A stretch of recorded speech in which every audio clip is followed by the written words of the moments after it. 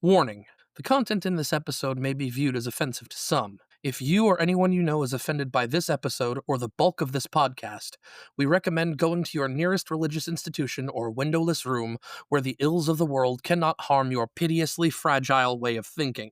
You have been warned. What's going on, everybody? Welcome back to another episode of Heathen Talk Therapy, where instead of our usual week-to-week topics, I just sit in front of a mic and talk. Because if you've been a part of this faith and a part of this spiritual community for as long as I have, or longer for that matter, you kind of tend to have a lot of things on your mind. If what's on my mind intersects with what's on yours, I think this is a good time to talk. Before we begin, I would like to personally thank two people who have come and gone from my life. One person who has re-entered my life, and I am frankly quite grateful for it. These people have put quite a few very interesting kernels of wisdom in my mind that helped shape me from the piss and vinegar egotist that I used to be. That is to say, I still have an ego and I do work my ass off to check myself these days, into who I am now. And that's going to be the basis of what today's episode is going to be. Titles. Great man once said, everyone wants to be king. And if you've been a part of the Norse pagan community on social media, you will know that jarls, kings, and chieftains exist in such a fashion you'd swear we were in 9th century Scandinavia. I can count on one hand, and fuck, I honestly think I've ran out of limbs to count the amount of jarls and chieftains I've known in the time I've been on social media as a pagan. And then there are the spiritual titles, because I make the joke, and I still do to this day, you're not a king, you're not a jarl, you're the manager at a Verizon store. But let's get to the spiritual titles for a second. You have folks who call themselves Vitkis, Volvas, Gothi, Githya. These titles are somehow in the heads of these people, and I fell into this trap admittedly, come with some grandiose sense of authority. The people who grant themselves these titles think that because they have that title, the world is somehow to form a line behind them and perform one human centipede-style collective reach around to fully stroke a massively inflated ego. Now, I very firmly believe that if you are to take up a title like a Vitki, a Volva, or a Gothi, spiritual clergy, heathen priest, whatever the fuck, understand that if you are to lead people, you are not some tyrant. You are not some cruel master of the ship whipping minions. If you have the unspeakable honor of being named a Gothi or a Githya by a kindred, understand that you are not there to steer the ship. You are there to make sure that the people who are on the ship steer the ship. It is not a position of power. It is not a position of authority. It is an act of service. Being named a Gothi of a kindred, being named a Githya of a kindred, a Volva, what the fuck ever. If it is a title that has some semblance of authority to it, it is an act of service. It is not for you to turn around and say, I want you to start a war with him, start drama with him, start drama with them, because I'm the king. Wah wah wee wah, king in the castle, don't sue me, Sacha Baron Cohen. The one quote that the friend who returned to my life said that really started me down the path of where I am now is, in the grand scheme of things, why can't people accept the fact that they're nobody? Why can't people humble themselves and realize that they're just another cog in the machine? And if I have misquoted this friend, I'm fully expecting a message correcting that quote, but that's okay. The fact of the matter is, I had a mentor.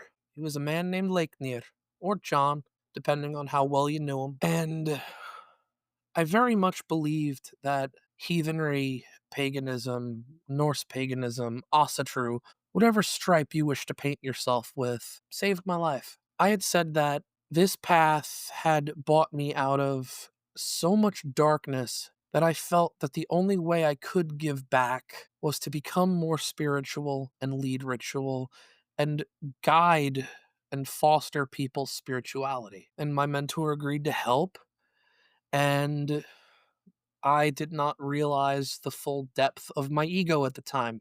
And I, very much like the people I was just making fun of, used that title as a means of getting over on someone, as a means of trying to be better than someone. And it unleashed a side of me that, looking back on it now and reflecting, was fundamentally ugly, was to such a degree where I look at myself when I still spouted that idiocy, and I don't like who I saw. Now, I understand fully that we're all human, we all make mistakes, we all fuck up, but we have to grow up into who we are to become, not who we were, if that makes any sense. I understand now, at least, the massive responsibility that comes with trying to foster the spirituality of people. It's tremendously rewarding and at the same time burden that, if presented to me again, I'd bear 100 times over. And for those of you out there who think naming yourself a Gothi, naming yourself a Githya, and saying you want to lead ritual and give back to the community in a more active way, I think the very first thing you need to say and ask yourself is why? Why do I want to do this? See, I had my answer off the bat before I made that decision. I had my answer. I lost sight of my answer. And then you have to ask yourself, am I ready to take on this burden? Because I look back on it then when I was spouting all that idiocy and I realized that deep down in my heart of hearts, I wasn't. I was not ready for anybody to look to me as some spiritual leader, some spiritual guiding light in the dark. I was just a man with entirely too many books and entirely too much time on my hands. I do lead something of a kindred, and I like to think that my open door policy of having people come to me to ask me things is a good thing.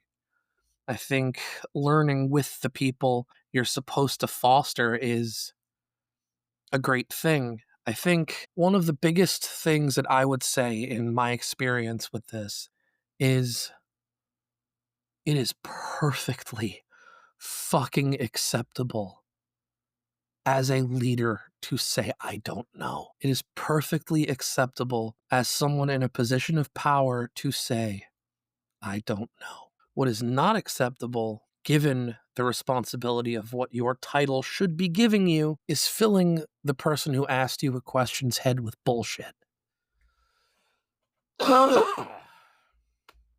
Sorry, everybody, I'm just getting over a fucking throat cold, but here we are. It's not okay to fill people's heads with bullshit in this faith. That's where people learn the wrong things, people develop the wrong opinions, people grow frustrated, people will leave. And then the ego thing.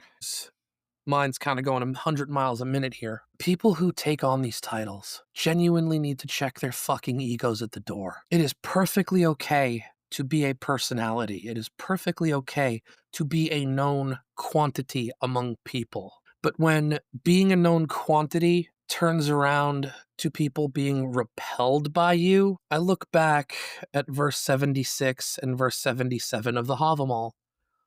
Because despite being what we view as the reputation of the dead, it's even more true of the reputation of the living. So you have a person in your community, and that person is a massive, massive shithead. That massive shithead leaves your community. You enact rules and policies and actions to make sure that that person's behavior and the damage that that person did never repeats itself again. Why are you doing this? Are you doing this to protect your community?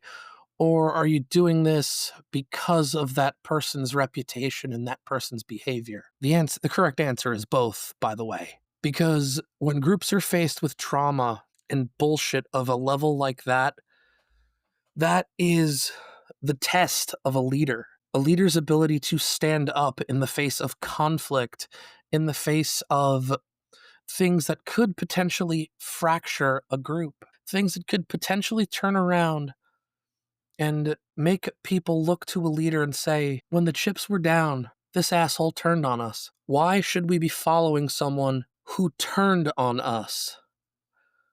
And you thought you were the Ubergothi Volvavitki King Jarl chieftain of your kindred? You ain't got a kindred now. So what the fuck are you?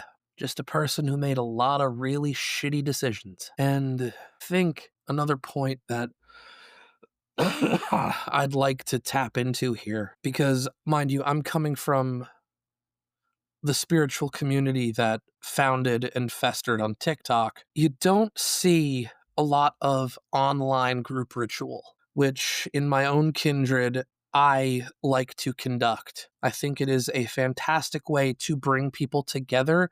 I think it's a fantastic way for people to understand and learn and grow in both frith and spirituality.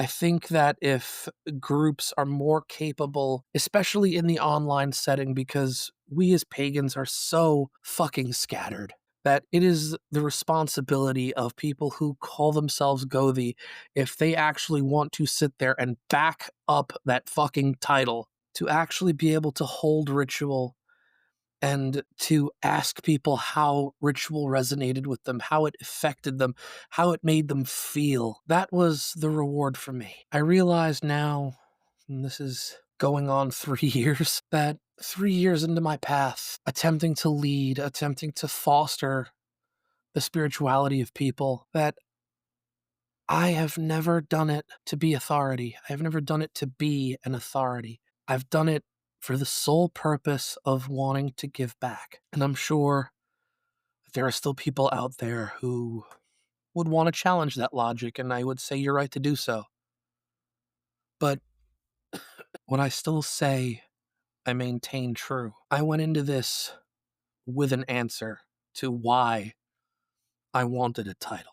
I wanted to give back. I wanted to lead. I wanted to foster people's spirituality because of everything this path did for me. And I think that's the moral of the story here. The moral of the story is, if you want a title, ask yourself why first. If your answer is good enough and you understand the consequences of your answer, and you take that title and you back that fucker up, you will never lose sight of why you're doing it to begin with. And there are so many people who have come to me for help, so many people who I've spoken to, so many people I have seen grow into better pagans and better people, that I feel like I am a better person for having helped them. And not only is that the moral of the story, that is the moral of the limit of what my throat can carry. All right, everybody, that's all the time we have left for today. I'm going to go rehydrate so my throat don't dry out any further. This was an interesting episode, and I am still going to be doing more episodes of Heathen Talk Therapy as my throat clears up, as I heal more. I'm so glad you all are here today. I'm so glad that this whole series is getting the reception it's getting. There is something just tremendously therapeutic about sitting in front of a microphone and just bearing it all. If you want to connect with us on social media, you're free to do so. On TikTok at I am Heathen POD, on Instagram at I am Heathen POD, and within the next week or so, I would say we are expanding to Facebook and potentially YouTube Shorts. Let's see how nuts the pagan community on YouTube is. Anyway, we're going to end this like we always end our episodes. Have a drink in hand, raise it up, and repeat after me. Hail the gods, hail the folk, hail the ancestors, hail the Vetir, and most importantly, my friends, hail yourselves. This has been a Blackthorn production.